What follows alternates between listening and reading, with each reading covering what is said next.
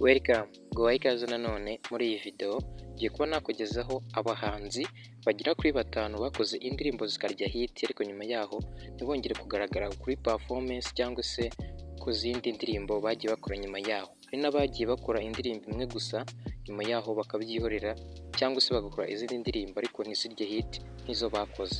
Gusa wibaza ati ese abo bahanzi ni bande? Nibo ngiye kukubwira muri ino video, uhawe ikaze.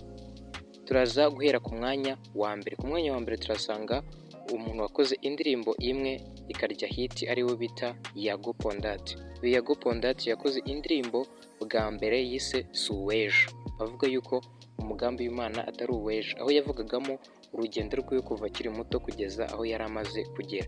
Iyi ni indirimbo rero yahiye hit cyane, aho yarebwe n'abasaga miliyoni 5,100,000 ku muyoboro wa YouTube yise Yago TV Show. Iyi ni indirimbo rero yakunzwe cyane, ariko Yago nyuma yaho ntabwo yongeye kugenda cyangwa se ntabwo yongeye gukora indi ndirimbo irye hit cyangwa se ngo nibura ibe yarebwa n'abasaga muri miliyoni.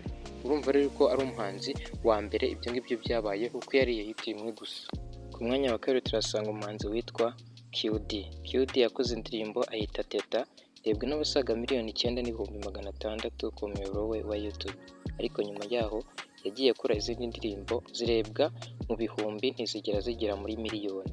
Uyu nguyu rero ni ugaragara ku mwanya wa kabiri ko yaje kuba yarya hit ku ndirimbo imwe gusa nyuma ntakomeze gukora izindi ndirimbo ngo zikundwe cyane.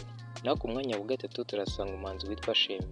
Yakoze indirimbo ayita Peace of Mind, ari nayo ya mbere yari akoze, irebwa n'abasaga miliyoni 2,200 ku muyoboro wa YouTube. Gusa ntago byakunze nyuma yayo izindi ndirimbo yagiye akora, uretse iyo yakoranye na Juno Kizigenza akayita Fine, ni nayo yabashije kurebwa n'abasaga miliyoni zirenga 2, ariko nyuma yaho izindi yagiye akora nka Ntibanyurwa ndetse n'izindi ntabwo zaje gutreninga cyane cyangwa se ngo zikundwe nk'uko Peace of Mind byagenze.